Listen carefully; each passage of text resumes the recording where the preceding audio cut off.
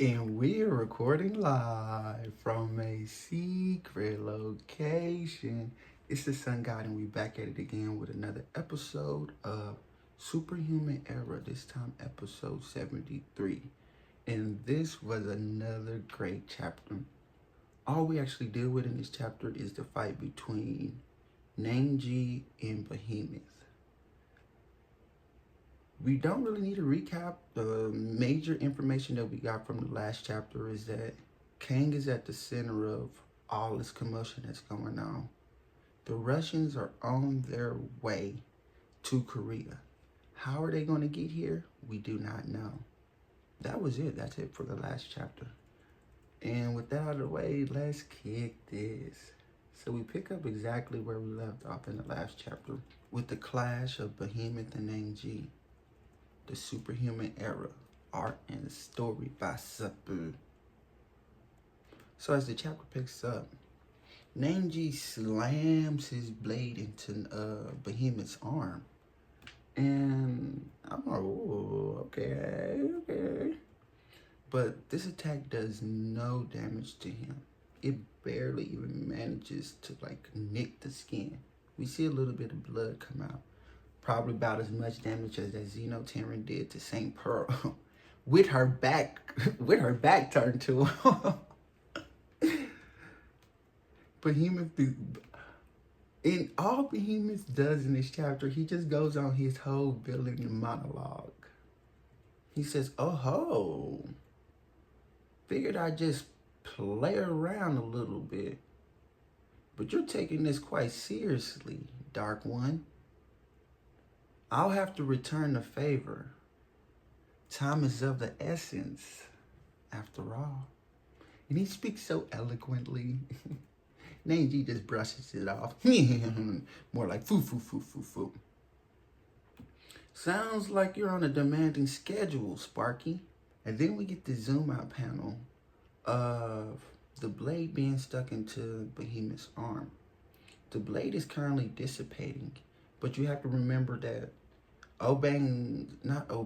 but Nan-ki's power is his shadow ability. And that blade is actually like a second form of his consciousness. Or something like that. So as this blade is disappearing, it kind of has the shadow effect of Nan-ki's shadow doppelganger. And what the blade, or what this shadow thing turns into, is a bunch of BDSM straps. And all it does is just confine Behemoth into his spot. At the same time, Nan-ki leaps in to close the distance. He grabs onto one of Behemoth's arms, and we can see the tattoos on his wrist. They begin to glow bright red. And he delivers this devastating knee to the left side of Behemoth's face. Like, the skin is being folded over, so you know he hit this man pretty hard. While he's also bringing his head down. No aftershock wave from the hit like Kang when he hit the sea cucumber, but it was still a pretty good blow. Behemoth is still being confined. While Nan-ki is beginning to descend from his devastating knee attack, he spins in midair. He lands another disgusting blow straight to the neck of Behemoth. And the impact is shining. He put something into it. I'm not sure, but he put something in there. That bitch was laced. And this attack sends Behemoth rocketing back. I'm like, okay, put some motherfucking respect on Nan-ki's name. We see several panels of just Behemoth flying back. We then begin to get an internal monologue from Nan-ki. The smile is no longer on his face. He says, "I hit it with everything, with the intent of lopping off its head." That was the kick to the neck. but it didn't do much. On the other hand, each of its attacks is lethal. Been dodging them by the skin of my teeth, but I can't afford to slip up. Like, every hit that Behemoth is throwing is a kill. Like, basically, all Nan-ki is doing, as much shit as he's talking and as cocky as he sounds and as dismissive as he's being, he's literally hanging on by the skin of his teeth. We actually see the tattoo on his face. It's like some type of Chinese symbol. It's glowing. And he has 3 piercings right here. Behemoth goes on to speak. Even though he's still confined, he still manages to stand up relatively easily. He says, a weapon that can morph into anything. It's a neat little tool you got here. But I pity the fool. I pity the fool. As he just breaks out of their restraints. You charged in with such arrogance. But in the end, all you can manage is a struggle to survive. The straps that were being broken off of Behemoth, they began to seep their way back into the Nan-ki's tattoos. But as it's doing that, the shadow is currently talking right now. I want to know if they have, like, this is a little tangent. When I watched So I Became a Spider, So What? She had this thing where she could dual process, but she had like 4 different brains. So one brain could focus on fire, like one brain could focus on physical fighting, and then one of her brains could chant spells. One of them could come up with like strategies in real time as they're combating. So it'd be cool if she could do like some parallel processing where he has 2 brains at once. Like one focuses on attack, and then the shadow ability can focus on defending him. Like he can see from behind him. He can talk to him far away. Yeah, some stuff like that. That'd be pretty cool. The shadow begins to speak, or Shadow G. And we're going to call him Shadow G from now on. It says, Shadow G says, it tore through the lethal binding force of Shade's black chains, as if it was nothing at all. So these binding chains were actually not just a strap on. Like if they were there was like a normal Xenoterran, if he would have confined them inside that, maybe the binding chains would have shredded a normal Xenoterran. But Behemoth is obviously a cut above the rest. The shadow continues to speak. He says, how ridiculous. That sort of power is a first. I can't keep it contained, Nan-ki. Nan-ki, serious face on. He says, I hear you, my friend. As the shadow is currently being like peering from Nan-ki's tattoos right here. The Shadow G continues to speak. Been a long while since I've seen him without his usual smile. Nan-ki is actually really taking this serious. He says it comes again. As Behemoth this time begins to close the distance. And the charge that he's doing, he looks like a fucking Behemoth. He's running on all 4, like he crosses the distance from which he was separated from Nan-ki in probably about 3 bounds. He's coming from the attack, and he got this Donkey Kong mountaintop punch coming down like this. Shadow G, get out of the way, Nan-ki. No, for real, who wouldn't have known that? And as the fist makes contact with the ground, obviously Nan-ki does dodge the attack. It creates a giant crater on the ground. You see the shockwaves, the breeze blowing away. It's kind of rattling the school a bit. And from the debris and the destruction, we see Nan-ki. He has some type of Chinese sword. It's like a Chinese scimitar where the blade is like this and it goes real big. He shaped his shadow into that. He says, huh? My balance is being disrupted.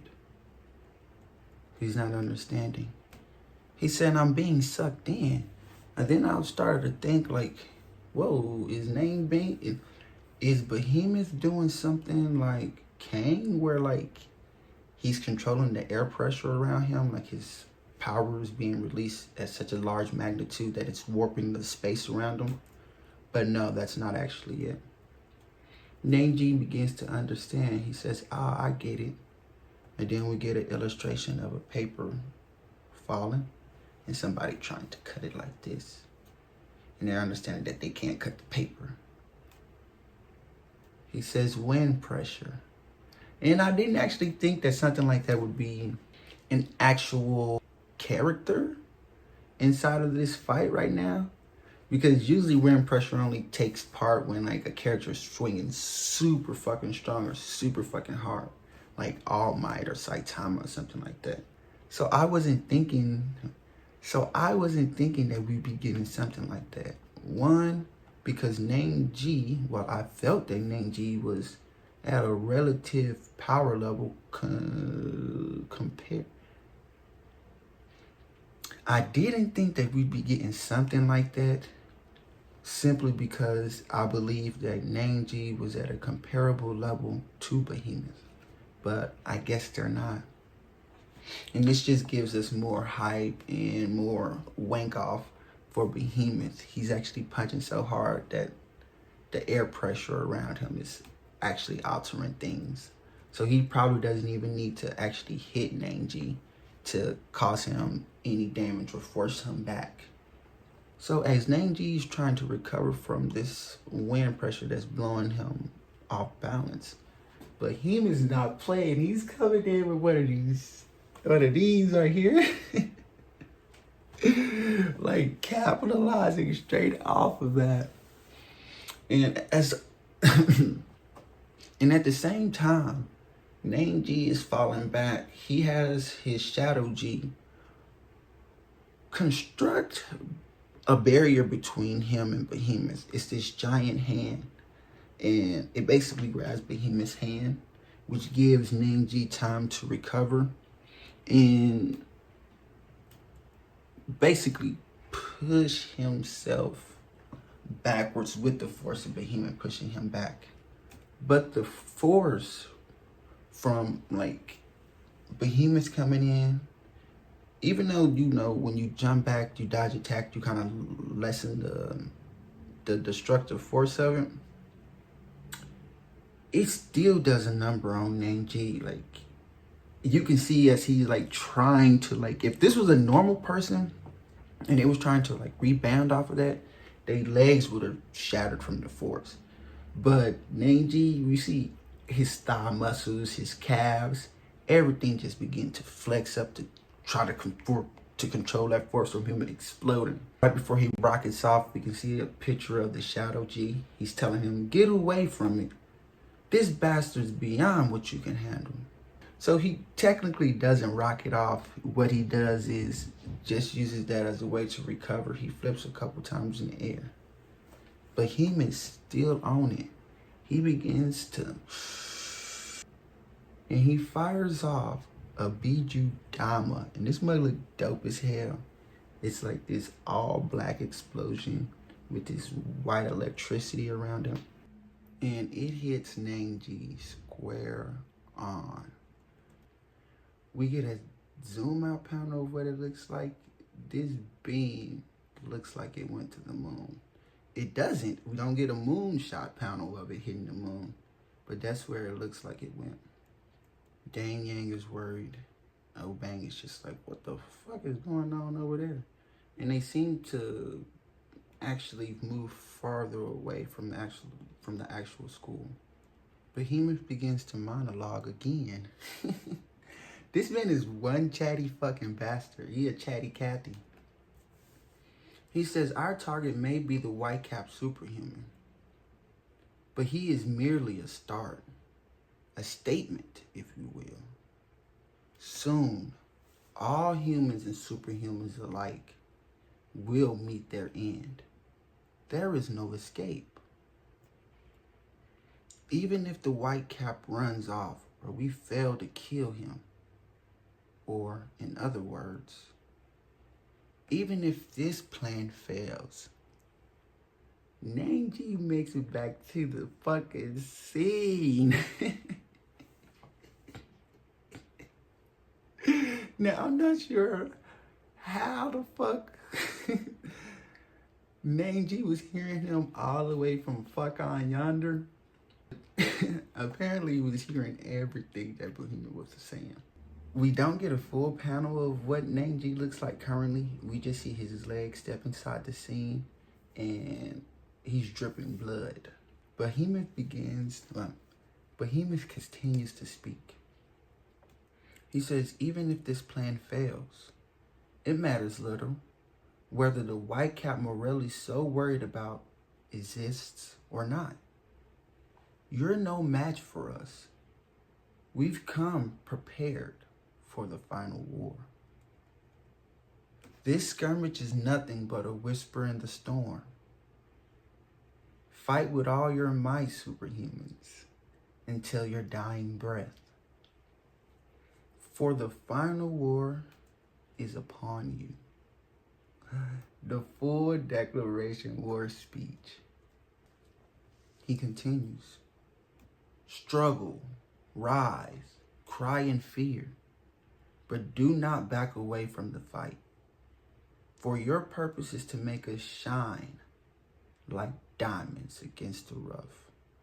And I want to break down that analogy a little bit. And maybe what he's saying is that the superhumans are just a stepping stone that the Xenoterrans are going to use for their final evolution.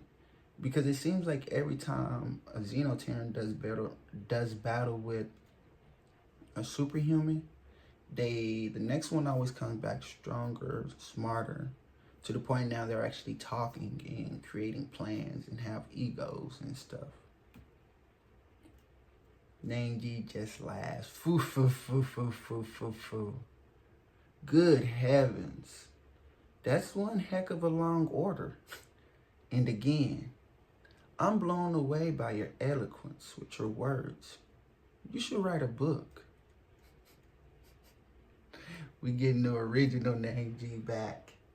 But Behemoth kind of makes this face because basically, this is coming up upon the last panel of the chapter. Behemoth makes a face. It's not a necessary like, oh my God, what the fuck is that type of face? But more like, that's quite interesting. What could that be? Oh yeah, you should write a book. Yeah, you bastards are no better than I imagined. And we see Nan-ki standing there in all his glory. Half of his body is normal. We see his shirt has been blown away from that blast. On the other side of his body, the shadow has completely taken over him. His hair that's flowing has become completely black. His leg has become completely black. His arm is actually taking some type of amalgamation shape. So looks like Nan-ki can possibly fuse with his shadow, and he'll be able to turn his own body into weapons, shape it real weirdly and all. I can't wait to see a full explanation of what his ability is. And that's the end of the chapter. So yeah, like I said, y'all, that was a fucking good ass freaking chapter. Let's see what the comments say. We get Salt Pepper. Cloaked in shadow, our begrudging warrior fights on. Class act. Our man just lost the entire left side of his body and said, nah, not yet. Brendan Haddon. I said it before and I say it again. Damn, Black Cap is cool as fuck. And that's the end, you guys. This was such a fucking good chapter. I'll see you guys next week for the next reaction. Sungod out.